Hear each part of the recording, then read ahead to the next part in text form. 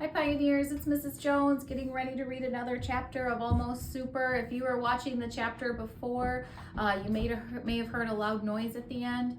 I was you may not know, but I not only am a gym teacher on the weekends, I'm a DJ, but I'm also a superhero. And I had to do an epic battle with the supervillains of my house, the teenagers. But everything's okay. I saved the day once again. So let's get ready to read chapter 21. I don't feel like holding hands right now. For a split second, I thought I'd gotten my real power, that maybe Juanita had figured out how to use the special phone before Charles had stolen it from me. But the high-pitched laughter that pierced the air told me the truth. I wasn't flying at all. I was trapped. I waved my arms and kicked my legs. It felt like I was in zero gravity, and nothing I did helped me move. I saw that Benny and Juanita were in the same predicament. Both hovered a foot off the ground. In a moment, Charles gathered up our phones and put them in his trench coat pocket.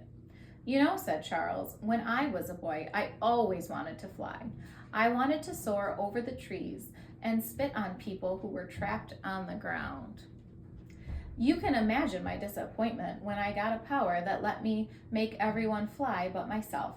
He shrugged. But you find ways to use the power that's given to you. Another bout of disorientation came over me as I rose higher into the air. I was 6 feet off the ground when Charles grabbed me by my pant leg. I tried to break loose, but his grip was too tight. He pulled me like a helium-filled balloon to the middle of a clearing surrounded by piles of trash. Then he went to Benny and Juanita. I didn't like what I was seeing. You know, it's kind of sad how easy it was to keep families fighting, Charles said as he grabbed Benny and pulled him toward me. You're so concerned about looking heroic and fighting with the other family that you didn't even notice the real threat to the city. Charles left Benny hovering near me and then returned to Juanita. I was ready to grasp at straws. I'm a little disappointed, I said. We didn't come looking for some low-level henchman. We came looking for October Jones. The villain looked at me sharply, then smiled. My, you really are full of surprises. If there was any question about your fate, you just sealed it. Grandpa certainly won't want you around if you know his name. Grandpa, October Jones, leader of the Jones family, at least in Split Rock. My stomach filled with ice. Charles left Juanita hovering by Benny and me. Why are you bothering with 3 kids who don't even have real superpowers? Juanita asked. I thought I heard a hint of fear in his voice. Actually, you're much more dangerous than you think, Charles said. Oh, sure, your powers are worthless. But Grandpa has gone to great lengths to make sure that the Baileys and Johnsons don't start talking to each other. That could ruin everything. Talking, Juanita said. You're afraid of a few kids talking? Charles' face turned dark. You don't think talking can mess things up? We had a wonderful surprise planned for tonight. Right now, every superhero in the city should have been in the stadium. His face became dark. You see how many problems you've caused? He turned and walked back to the van. I'm starting to think we might be in big trouble, Benny said. Charles climbed inside the vehicle, and I noticed I dropped a little in the air. I wondered how much concentration it took to keep the 3 of us hovering. The henchman returned. Now, I get to show you what happens when you go snooping around in the Jones family business. He pulled something from inside his coat pocket. At first, I thought he had 3 long cigars taped it together. Dynamite, Benny said. Charles flashed a wicked grin. Grandpa likes it when I'm thorough, and of course, I like big bangs. So it's a win-win. He dropped the dynamite at our feet, patted his pockets, and pulled out a small box of matches. It's my lucky day, he said. I've only got 1 match left, but 1 match is all I need. For a split second, I had the wild idea that I would use my power to save the day. Charles had a match. I had a power that let me strike matches on polyester. Somehow, everything would work out in the end. But my power helped light matches, and more than anything on earth, I didn't want the match to burn. My mind raced, but I couldn't think fast enough. Charles kneeled next to the pile, striking the match on the side of the box. His face glowed as the match flared. I heard a noise off to my right, and the match went out. "What the?"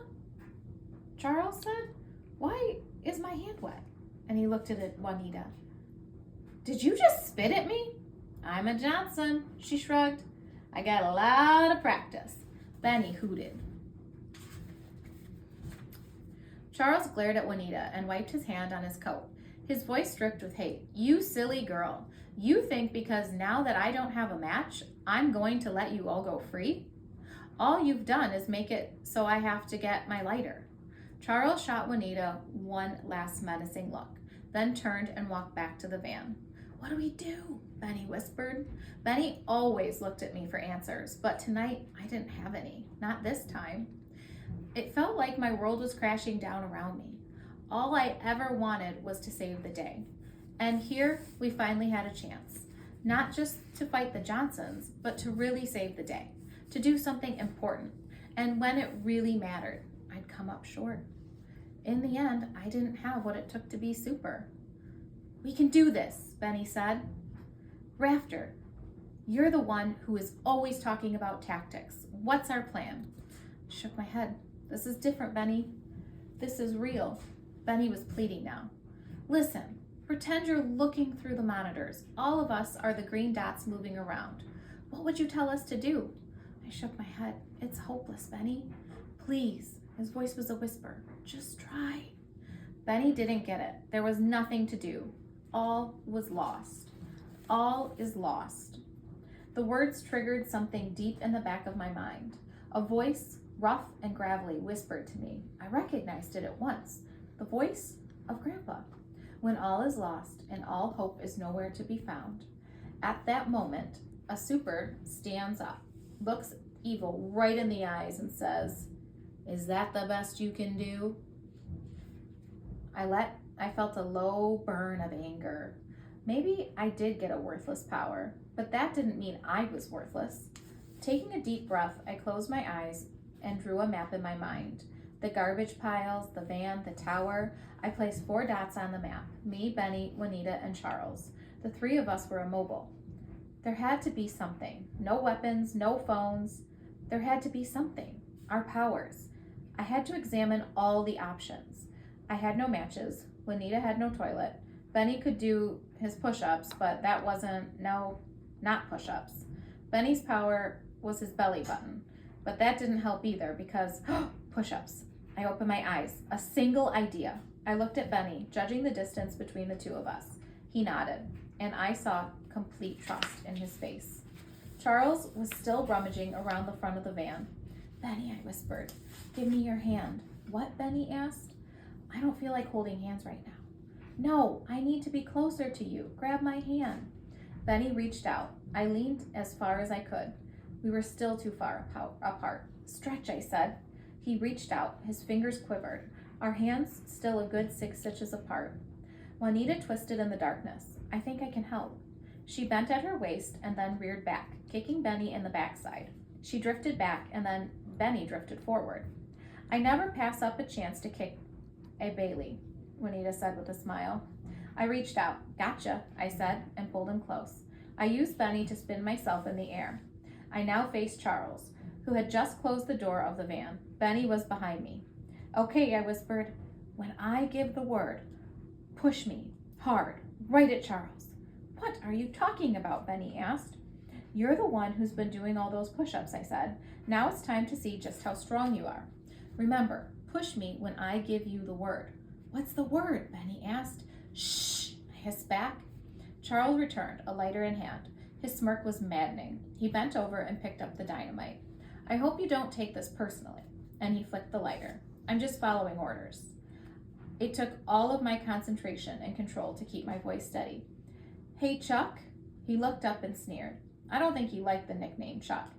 "Yes? You want to beg for your life?" I took a deep breath. "Is this the best you can do?" "What?" Charles said, and I heard genuine confusion in his voice.